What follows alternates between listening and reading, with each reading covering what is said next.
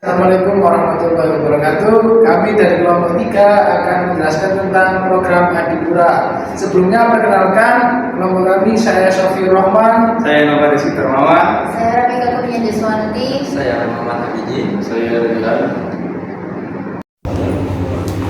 Oke, lingkungan hidup yang bersih adalah suatu fondasi utama pula di hidup yang baik untuk mewujudkan lingkungan perkotaan yang berkelanjutan. Nah, pemerintah Indonesia sendiri itu meluncurkan program yang namanya Adipura.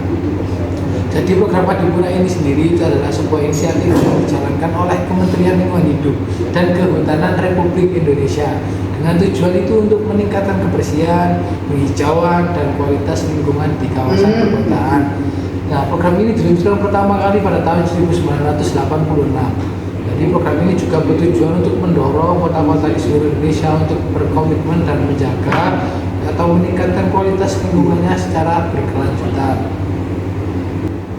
Untuk yang selanjutnya adalah tujuan program Adipura. Yang pertama, meningkatkan kebersihan dan penghijauan kota-kota di Indonesia. Yang kedua, mendorong pengelolaan lingkungan yang lebih baik secara keseluruhan. Yang ketiga, menciptakan komposisi positif antar kota melalui evaluasi dan penghargaan. Yang keempat, meningkatkan kesadaran dan partisipasi aktif dari masyarakat, pemerintah daerah, dan sekitar swasta dan menjaga lingkungan perkotaan. Yang terakhir, mengedukasi masyarakat tentang pentingnya pelestarian lingkungan dan mendorong penerapan tata tertib lingkungan yang baik.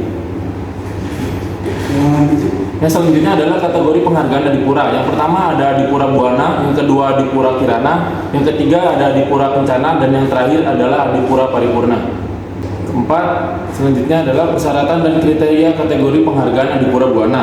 Yang pertama adalah kebersihan dan pengelolaan sampah. Yang kedua adalah ruang terbuka hijau atau RTH. Yang ketiga, pengendalian pencemaran. Yang keempat, partisipasi masyarakat.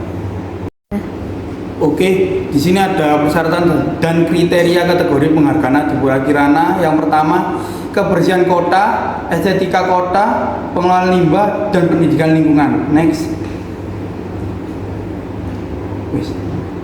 Yang kedua ada Adipura Kencana, sustainability, inovasi lingkungan, kualitas udara, dan pengelolaan air bersih. Dan yang terakhir ada kriteria kategori penghargaan Adipura Paripurna, yaitu konsistensi, komprehensif, keberhasilan sosial, dan penegakan regulasi. Kriteria dan indikator penilaian penghargaan Adipura. Yang pertama yaitu kebersihan kota, yang kedua pengelolaan sampah, yang ketiga ruang terbuka hijau, yang keempat pengendalian polusi, dan yang kelima partisipasi masyarakat, yang keenam kebijakan dan regulasi lingkungan, dan yang ketujuh inovasi dan program khusus, yang terakhir adalah edukasi dan sosial lingkungan. Kemudian metodologi penilaian penghargaan Adipura. Yang pertama yaitu persiapan dan perencanaan, yang kedua pengumpulan data dan informasi, yang ketiga penilaian teknis dan non-teknis, yang keempat pengolahan dan analisis data, yang kelima evaluasi akhir dan verifikasi, dan yang keenam adalah pemberian penghargaan. Kemudian studi kasus dan contoh sukses kota penerima Adipura.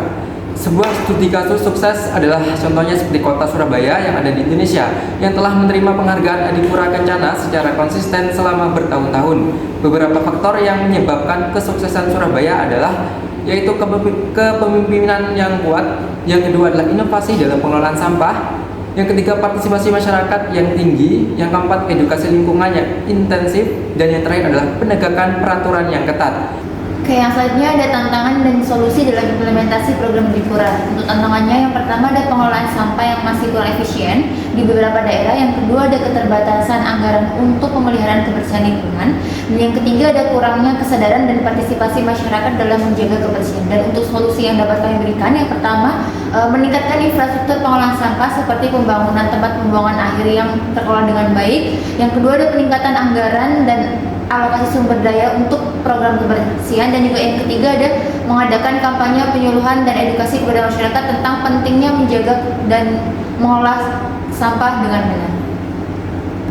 Selanjutnya ada masa depan program Adipura. Masa depan Adipura dapat melibatkan yang pertama ada penerapan teknologi yang lebih canggih dalam pengolahan sampah, Yang kedua ada penekanan pada berkelanjutan lingkungan. Yang ketiga ada kolaborasi yang lebih erat antara pemerintah, sektor swasta dan masyarakat dalam menjaga kebersihan lingkungan.